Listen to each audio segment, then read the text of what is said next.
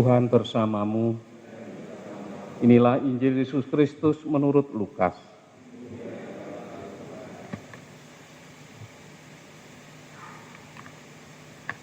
Sekali peristiwa, Yesus bersabda, "Celakalah kalian, hai orang-orang Farisi, sebab kalian membayar perpuluhan dari selasih, inggu, dan segala jenis sayuran, tetapi kalian mengabaikan keadilan dan cinta kasih Allah. Yang satu harus dilakukan dan yang lain jangan diabaikan. Celakalah kalian, hai orang-orang Farisi, sebab kalian suka duduk di tempat terdepan di rumah ibadat dan suka menerima penghormatan di pasar. Celakalah kalian, sebab kalian seperti kubur yang tidak memakai tanda. Orang-orang yang berjalan di atasnya tidak mengetahuinya." Seorang ahli Taurat menjawab, "Guru, dengan berkata demikian engkau menghina kami juga." Tetapi Yesus berkata, "Celakalah kalian juga, hai ahli-ahli Taurat, sebab kalian meletakkan beban-beban yang tak terpikul pada orang, tetapi kalian sendiri tidak menyentuh beban itu dengan satu jari pun." Demikianlah Injil Tuhan.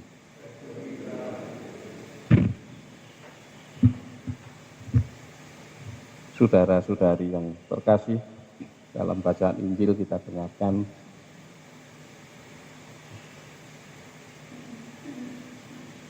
kata-kata keras yang diucapkan Yesus terhadap mereka yang hidupnya menampakkan kemunafikan. Mengapa orang bisa munafik? Tidak cocok antara yang dikatakan dengan yang dilakukan. Salah satunya itu ada kesalahan dalam orientasi. Dalam orientasi hidup sebagai pengikut Kristus, Santo Paulus dalam bacaan pertama tadi menandaskan bahwa hidup kita itu mestinya orientasinya kepada masa depan, pada kerajaan Allah, pada keabadian, bukan pada kekinian. Kalau orientasi hidup pada kekinian, itu sama dengan Adam dulu. Adam dan Hawa jatuh dalam dosa karena mau menjadi Allah seperti sekarang ini, seperti saat ini. Lain kalau orientasinya kepada keabadian, kekudusan, ke masa depan. Hidupnya dibimbing oleh Roh Allah menuju ke sana dan seluruh dirinya diarahkan untuk ke situ. Bukan berarti masih nanti-nanti saja hidup suci itu. Dari sekarang, sebagai pengikut Kristus kita telah dianugerahi Roh Kudus, terutama lewat sakramen-sakramen yang kita terima. Hidup abadi itu sudah dimulai sejak kita hadir di dunia ini, tapi belum sepenuhnya masih dalam perjuangan. Kesucian itu sudah diberikan juga kepada kita sejak kita mulai hidup di dunia ini.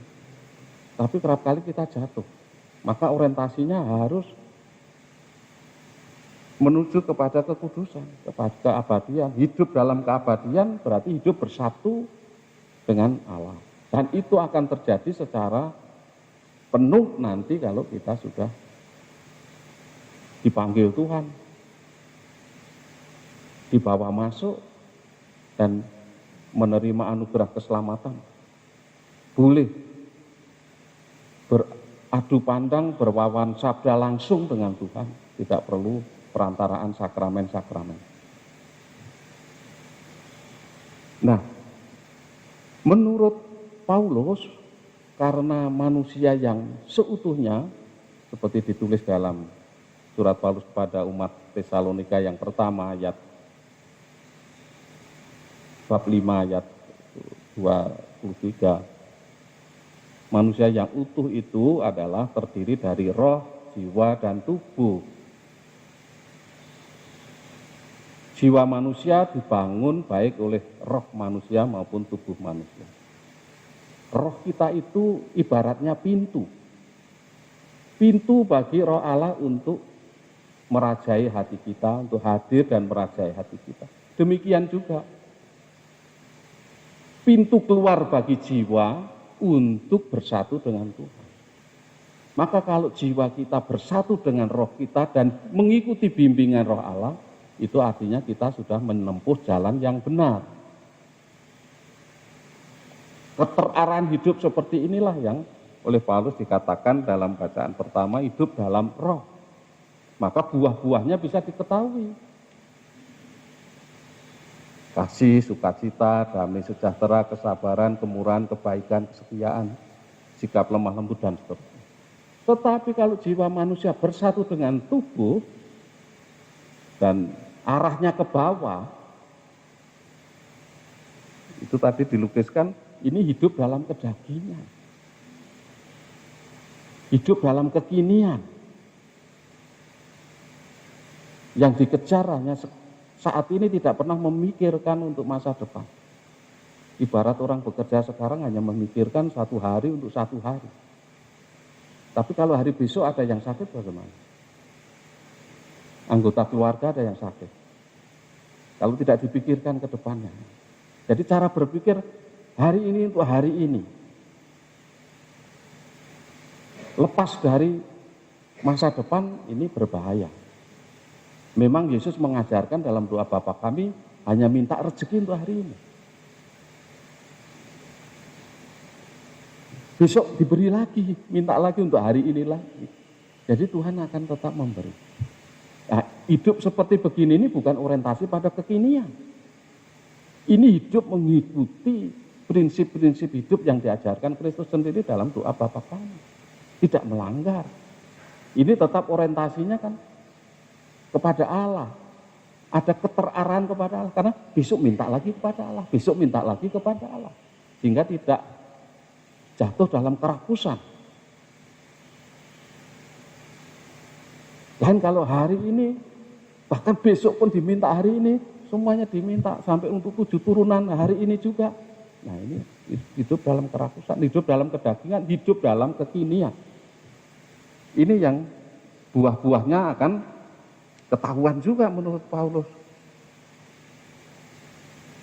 Karena yang terjadi hanya percabulan, kecemaran, hawa nafsu, pemujaan berhala, sihir, percecokan, iri hati, amarah, dan seterusnya. Oleh karena itu marilah kita mohon agar kita tidak jatuh dalam kemunafikan. Mulai saat ini kita bangun suatu kehidupan dengan prinsip hidup jujur dan tulus. Hidup jujur yang tulus ini sebagai perwujudan hidup yang terarah kepada keabadian, kepada kesucian, kepada Allah. Ini suatu sikap dasar yang harus kita perjuangkan dan nanti menjadi nyata dalam sikap tindakan kita sehari-hari.